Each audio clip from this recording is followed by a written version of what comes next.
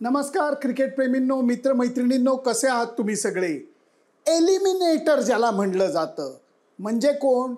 क्रमांक 3 आणि 4 नी ज्यांनी प्लेऑफची फेरी गाठली आहे त्यांच्यातला जो सामना होतो त्याला एलिमिनेटर म्हणलं जातं. मी कालपासून सांगत होतो, एकीकडे सुरुवात जबरदस्त आणि उत्तरार्धामध्ये अडखळलेला संघ म्हणजे राजस्थान रॉयल्सचा संघ. एक्झॅक्टली उलटं बँगलोरच्या संघाबाबत होतं की पूर्वार्धामध्ये अडखळलेला संघ उत्तरार्धामध्ये अचानक वेग पकडून पळायला लागलेला होता. अशांमधला हा सामना होता आणि हा अटीतटीचा सामना राजस्थान रॉयल्सनी जिंकून एक पाऊल पुढे टाकलेलं आहे. आता त्यांचा सामना सनरायझर्स हैदराबाद बरोबर होणार आहे. त्यामुळे या सामन्याबद्दलच मी बोलणार आहे, तेव्हा कुठेही जाऊ नका. बघत राहा तुमचा आवडता कार्यक्रम सुनंदन लेले क्रिकेट अँड बियॉन्ड. नाणेफेक जिंकलेला कॅप्टन हा नक्कीच पहिली बॉलिंग घेणारे उघड होतं, कारण पहिल्या सामन्यामध्ये काय झालेलं होतं हे दोन्ही कप्तानांनी बघितलेलं होतं. संजू सॅमसननी नेमका तोच निर्णय घेतला. त्यांनी आपल्या बॉलर्सना पहिली परवानगी दिली अटॅक करायची आणि ह्याच्यामध्ये फाफ डू प्लेसी आणि विराट कोहली जबरदस्त सलामीला बॅटिंग करत होते. या महत्त्वाच्या सामन्यामध्ये सुद्धा त्यांनी सुरुवात चांगल्यापैकी केलेली होती. रिदममध्ये ते आलेले होते. काही लकी फटके, काही तगडे टकाटक फटके मारून त्यांनी सुरुवात चांगली करून दिली होती. आणि अशा वेळेला जर का ही भागीदारी 60, 70, 80, 100ला गेली असती तर नंतरच्या बॅट्समनना अटॅक करणं राजस्थानच्या बॉलरवरती हे सोपं पडलं असतं. परंतु त्यावेळेला बोल्टच्या बॉलिंगवरती रॉमन पॉवेलनी जेव्हा फाफ डू प्लेसीचा पुढं झेपावत कॅच पकडला, अफलातून, ॲब्सोल्युटली अफलातून, याच रॉमन पॉवेलनी या सामन्यामध्ये 1 ना 2, 4 कॅचेस पकडलेले आहेत आणि शेवटी बॅटिंगमध्ये सुद्धा चमक दाखवलेली आहे. त्यामुळे या खेळाडूंकडे तुम्ही दुर्लक्ष करू शकत नाही. विराट कोहली सुद्धा चांगला खेळू लागलेला होता, परंतु षटकार मारण्याच्या नादामध्ये अगदी बाउंड्री लाईनवरती तो आऊट झाला आणि त्याच्यानंतर जरा अडचणी परत रॉयल चॅलेंजर्स बँगलोरला वाटू लागल्या. कॅमरून ग्रीन, रजत पाटीदार अप्रतिम भागीदारी करत होते. परंतु कालच्या सामन्यामध्ये मला एक गोष्ट बघायला मिळाली रॉयल चॅलेंजर्स बँगलोरच्या बॅट्समनच्या बाबत. 20-30-35-40, 20-30-35-40, 40 सुद्धा नाही, त्याच्या अलीकडंच असे खेळलेले खेळाडू खूप होते, ज्याच्यामध्ये विराट कोहली होता, ज्याच्यामध्ये रजत पाटीदार होता, ज्याच्यामध्ये लॅम्ब्रोर होता. या सगळ्यांनी 30चे स्कोर केले, पण कुणी मोठी धावसंख्या केली नाही की ज्याच्यामुळे 180-190चा स्कोर उभारता आलेला असता. अवघड होतं थोडं. त्याचं कारण असं होतं, राजस्थानच्या बॉलर्सनी सुपर बॉलिंग केली. एकीकडे बोल्ट होता, ट्रेंट बोल्ट होता, आणि दुसरीकडे अत्यंत हुशार, चतुर, चाणाक्ष आणि कलात्मक असा बॉलर होता रविचंद्रन अश्विन.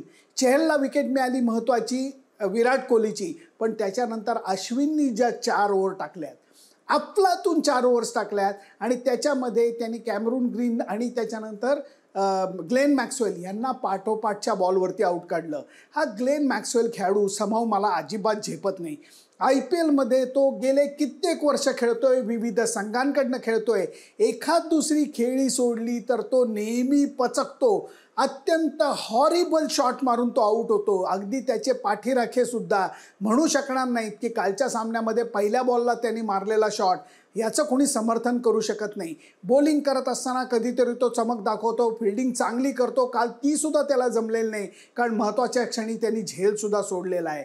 या खेळाडूंना लोक अजूनही कडेवर का घेतात ही मला न कळलेली गोष्ट आहे.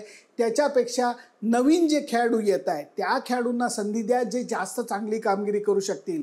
त्यामुळे Glenn Maxwell, thank you so much असं मला तरी म्हणावंसं वाटतं की बाबा रे, तू प्रयत्न केले पण तुला झेपलेलं नाही आहे. कामगिरीत सातत्य तर नावारूपाला सुद्धा नाही आहे. मी चिडून बोलत नाही आहे, परंतु इतके संघ फिरून आल्यानंतर हा नावारूपाला आलेला खेळाडू, सक्षम खेळाडू हा जेव्हा सातत्याने खराब कामगिरी करतो, प्रचंड वेळेला संघात संधी मिळून सुद्धा, तेव्हा त्या संघाला धक्का लागल्या वाचून राहत नाही. तीच गोष्ट बघायला मिळाली, कारण दिनेश कार्तिक, लॅम्ब्रोर यांनी थोडीशी भागीदारी करून सुद्धा रॉयल चॅलेंजर्स बँगलोरची धावसंख्या 175चा टप्पा गाठू शकली नाही. तेवढ्या धावसंख्येला खरं तर राजस्थानला अडचण यायला नाही पाहिजे. सुरुवातीच्या काळामध्ये जो यशस्वी जयस्वाल होता त्यांनी चांगली बॅटिंग केली. तो आत्ता तुफान फॉर्ममध्ये नाही आहे, त्याच्या बॅटिंगमध्ये लय नाही आहे, पण तरीही योग्य वेळी त्यांनी एक 40-45 धावांची खेळी केली. संजू सॅमसन लवकर आऊट झाला आणि त्याच्यानंतर परत एकदा थोडीशी राजस्थान संघाला काय म्हणतात त्याला अडचणीची गोष्ट बोलायला लागली. रियान पराग आणि त्यावेळेला असलेल्या इतर बॅट्समननी थोडासा डाव सावरायचा प्रयत्न केला. रियान पराग निस्संशयपणे अत्यंत गुणवान खेळाडू आहे. त्याच्या बॅटिंगमध्ये ताकदसुद्धा आहे, त्याच्या डोक्यामध्ये शांतपणासुद्धा आहे. त्यामुळे तो पद्धतशीरपणे आपल्या संघाला अंतिम टप्प्याकडे घेऊन चाललेला होता. याच्यामध्ये काही फलंदाज हे रनआउट झाले राजस्थानचे, त्यामुळे दडपण वाढलं आणि जेव्हा संपूर्णपणे सामना राजस्थानच्या हाती आलेला होता त्यावेळेला रियान परागनी सिराजला खराब शॉट मारला. खराब म्हणजे पुढं पडलेला बॉल होता, खरं तर पाय पुढं टाकून ड्राईव्ह करायचा बॉल होता, परंतु मान खाली न घालता नुसतीच त्यांनी बॅट फरवली. तो बोल्ड झाला, पाठोपाठ हेटमायर बोल्ड झाला आणि जो सामना सहजी राजस्थानच्या हातात होता त्याला उगाचच एकदम धुमारे फुटू लागले. रॉयल चॅलेंजर्स बँगलोरला स्वप्न पडू लागली की अरे आता आपण काही करू शकतो, परंतु रॉमन पॉवेल ज्यांनी मी अगोदर सांगितल्याप्रमाणे 4 झेल पकडलेले होते त्यांनी शांतपणे लॉकी फर्ग्युसनच्या बॉलिंगवरती 2 चौकार आणि एक सरळ बॅटनी षटकार मारून गरजेच्या धावा पूर्ण करून टाकल्या. राजस्थान रॉयलला हा विजय अत्यंत गरजेचा होता. गेल्या काही सामन्यामध्ये त्यांचा जो तोल ढासळलेला होता, खेळातली लय निघून गेली होती, ती लय अजूनही पूर्ण आलेली दिसली नाही. त्याचं कारण बॅटिंगमध्ये त्यांनी बऱ्याच चुका केल्या. राजस्थान रॉयलच्या संघांनीच्या फलंदाजांनी चुका केल्या, रॉयल चॅलेंजर्स बँगलोरच्याही संघांनी बॅट्समननी चुका केल्या, कारण ह्याच्यामध्ये कुणीही शांतपणे बॅटिंग करायचा प्रयत्न केला नाही. मान्य आहे T20मध्ये शांतपणे बॅटिंग करायची गरज नसते, मी शांतपणे म्हणजे संयमाने नाही म्हणत आहे, परंतु तुम्ही सरळ बॅटनी सुद्धा चांगल्या विकेटवरती भरपूर धावा करू शकता. ट्रिक शॉट मारायची तुम्हाला गरज नसते. यशस्वी जयस्वालला हे कळलं पाहिजे. त्याचं कारण जर तुझ्या बॅटमधनं धावा निघत नाहीत तर अशा वेळेला 40-45 धावा झाल्यानंतर उगाचच रॅम शॉटमध्ये वगैरे अडकायचं कशाला, हा माझ्या मनात आलेला प्रश्न आहे. पण समाऊ राजस्थान रॉयलनी या चुका करूनसुद्धा विजयाचा मार्ग तर पद्धतशीरपणे शोधला. मी या सामन्याचं प्रिव्ह्यू करताना म्हणलं होतं की परत बॉलर्सना महत्त्व आहे. ट्रेंट बोल्ट, अश्विन, चहल यांच्या बॉलिंगमध्ये आणि अर्थात आवेश खान फार सुंदर बॉलिंग तो सुद्धा करतोय दडपणाखाली, की जेव्हा बॅट्समन फुल टू मारामारी करत असतात त्यावेळेला आवेश खान बॉलिंग करतोय.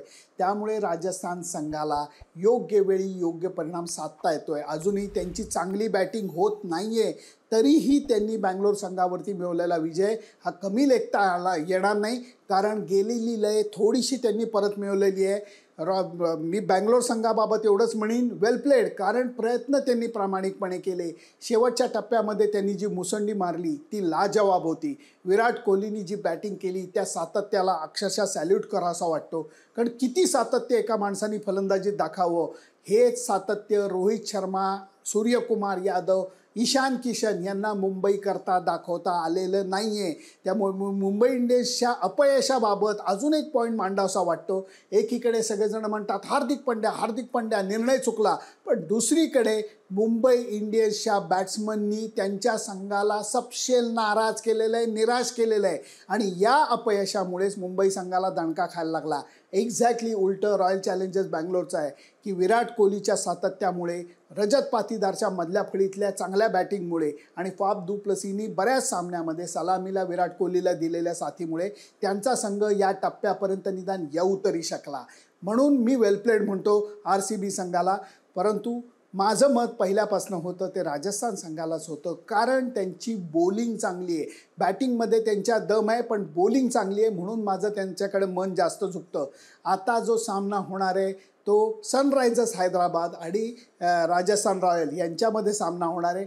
चेपॉकला होणार आहे, त्यामुळे तिथे स्पिनरला थोडीशी मदत होती. अश्विन हा तिथला खेळाडू आहे, त्याच्याबद्दल आपण त्या सामन्याचा प्रिव्ह्यू करू तेव्हा बोलूच. परंतु आता मुक्काम जो आहे तो अहमदाबादहून चेपॉकला म्हणजे चेन्नईला हाणणार आहे आणि महत्त्वाचे शेवटचे 2 सामने IPLचे हे त्या मैदानावरती होणार आहेत, ज्याच्याकडे आपल्या सगळ्यांचंच लक्ष असेल.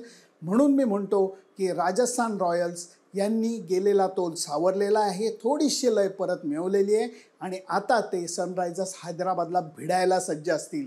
माझी मतं मी मांडली, तुमची मतं काय आहेत ते मला जरूर कळवा, मुद्देसूदपणे मांडा आणि त्याचं मला मोल आहे हे अजिबात विसरू नका. फक्त त्याच्याकरता माझं फेसबुक पेज, माझं Instagram channel, YouTube channel like, share आणि सबस्क्राईब करायला विसरू नका. इंस्टाग्रामवरती मी गेल्या सर्व वर्ल्ड कपच्या काही आठवणी सादर करतोय, त्या तुम्ही बघताय की नाही. मी जस्ट आठवण करतोय कारण त्याच्यामध्ये काही छोटे छोटे किस्से मी सादर करतोय.